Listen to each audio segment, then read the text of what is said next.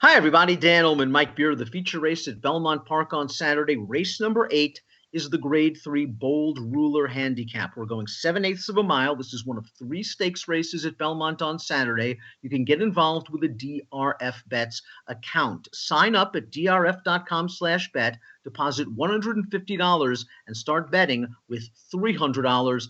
Great deal with the Breeders' Cup right around the corner. Here's the field for the Grade 3 Bold Ruler Handicap, big name right away. The number 1, Maximum Security, of course, finished first in the Kentucky Derby, was disqualified, came back to win the Haskell. He's already won the Florida Derby this year. He was scratched the morning of, or the day before the morning of, the Pennsylvania Derby, Mike, with colic issues. He's now turning back. This race perhaps a prep for the Cigar Mile. And as we take a look at the Timeform US Pace Projector, this is sort of an unfamiliar position for Maximum Security. He's the number 1 chiclet. We know Maximum Security likes to be forwardly placed. Timeform US believes you might have to do it a different way on Saturday. Yeah, I mean, we'll see if things play out that way, Dan. If nothing else, I mean, I don't think you worry about this horse turning back to 7 furlongs and breaking from the rail. He has plenty of natural speed. And if they decide to show it in this race, I don't think he's going to be too far behind in the early stages. The big question with him is, what do you get off of him? Off of a little bit of a layoff with an issue prior to his last scheduled start. I agree. If they want to use his speed, he could probably take the lead. I think he's even faster than Nick's Go, who is probably the primary pace pursuer of Maximum Security in this race. I don't know if Luis Saez really wants to just break and get locked in down towards the inside where the other jockeys can ride him, especially off of the layoff. We'll watch his race in the Haskell. He had a 3-wide trip while in the clear here. We turn into the stretch, and he's already taken over the lead. He's going to face a stiff challenge from a useful 3-year-old in Mucho Gusto, and he's going to turn that horse away. He's run 5 consecutive triple-digit Beyer speed figures, but as you mentioned, I wonder if this race is a means to an end, whether it be the Cigar Mile or the Clark Handicap. I mean, it sounds like it is, but we'll see what happens. Maybe he's good enough to overcome it, Dan. I don't know. It does feel to me like this, and it's not like a star-laden field here in the Bold Ruler, but I do think it's probably the toughest race he's been in so far. And he has things working against him, especially, with all the issues, missing the Pennsylvania Derby, stuff like that. Maybe it's just not a race where they have him fully cranked up, but he's clearly talented and good enough to beat this field. The Two Tail of Silence is a graded stakes winner. He pulled off an upset in the 2018 Westchester, going a 1-turn mile at Belmont, where I thought he just had a great trip, tracking a 3-ply speed duel, went back up to the rail in the upper stretch and was able to just get up by a nose. He's run some fast races in his career. He's been a little bit of an in-and-outer that is more of a bridesmaid than anything else, but it appears he's coming up to this race the right way, third back for Barclay Tagg. Yeah, we'll see what we get from him. He's going to need some help to win a race like this, I think. He's very consistent. If the pace is fast in front of him, he'll run at the end. He was hard for me to like on top, but I could use him underneath. It appeared that Michelle Nevin really found a nice spot for the 3, Wonderful Light, last time out to complete the hat trick. He was odds on in the Chaladon Stakes, a restricted event at Laurel. He turned to the stretch, and Wonderful Light was battling on the lead throughout. We see him. He's down towards the inside. He looks a little bit uncomfortable to me, Mike. I don't know. I thought he ran a disappointing performance as a short price. Yeah, I did too. I mean, I understand that he was contesting a pace that was pretty fast in this race, but overall, I just thought it was a disappointing performance from him. And, I say that as being somebody who's really liked this horse from the start of his career. It felt like maybe he was on his way to some good things early last year. He got injured at Saratoga, missed a lot of time.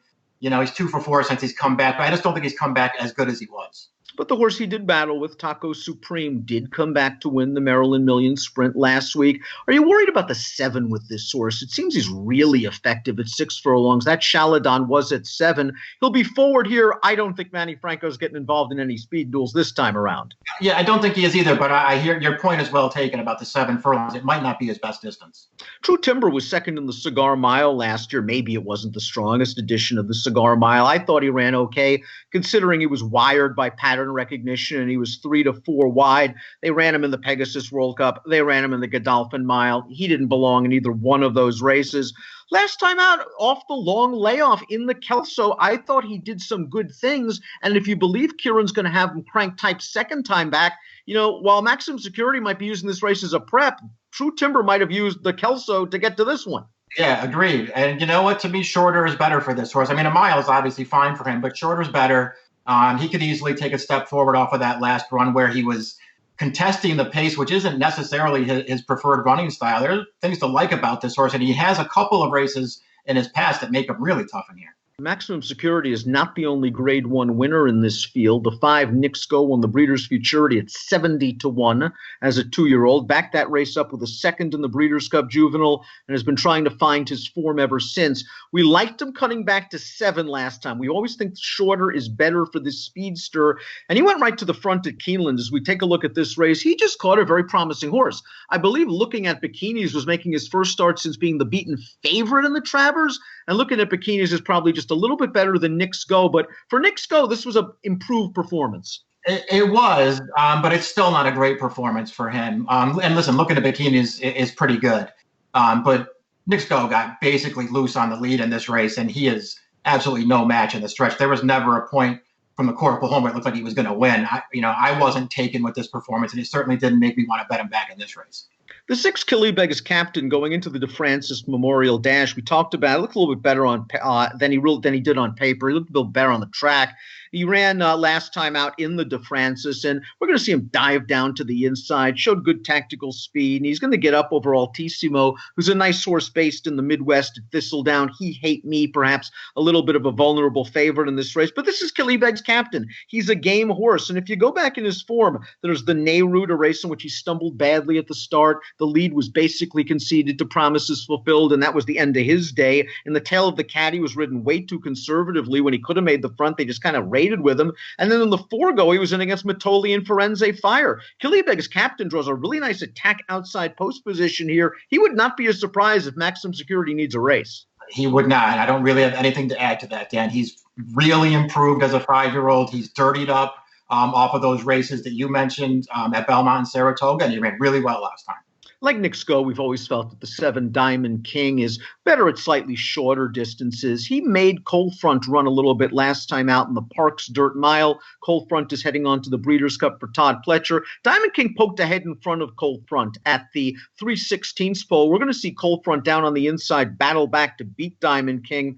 But Diamond King turning back to this distance is a little bit interesting, Mike, because he has races on his page that indicate he's certainly fast and classy enough to win a race like this. Yeah, I think he does too. It'll be interesting to see what he does, Dan. He's got plenty of speed. He's not like a real burner or anything, but he's got plenty of speed to get forward, and he's just a really game horse. And as you say, it's just been forever we've been saying shorter is better for this horse, especially around one turn. I thought he ran really well last time.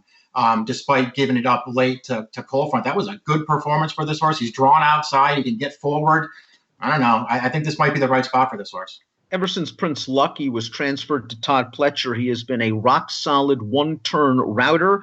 Big win in the state dinner, 2 back at Belmont with a 102 buyer. Off a little bit of a layoff last time out in the Kelso handicap. We're going to watch that race right now. Prince Lucky's going to take the lead. He was contesting the pace on the outside, and the New York Red Pat on the back is going to go by him. I like the fight that Prince Lucky shows in the stretch. He is that kind of game, gritty competitor. He wasn't flattered when Pat on the back came back and disappointed somewhat in the Empire Classic last week, but Prince Lucky's the kind of horse that's in form right now, good outside attack post. I think the 7's going to be okay for him. If Maximum Security falters on paper, he might be the most likely upsetter. Yeah, I think he is. I think if Maximum Security doesn't show up and run his best race, this is probably the horse that you want.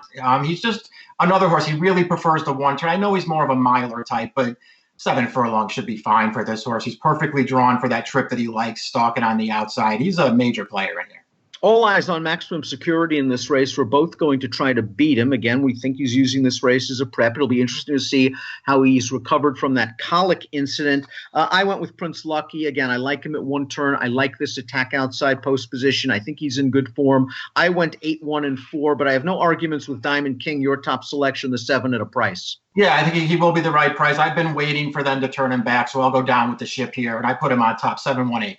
It's the return of Maximum Security in the Grade 3 Bold Ruler Handicap. Race 8 at Belmont on Saturday. You can bet it with a DRF Bets account. Deposit $150, bet with $300. Learn more, drf.com/bet. Approximate post time for the Grade 3 Bold Ruler Handicap, 4:40 Eastern. Best of luck.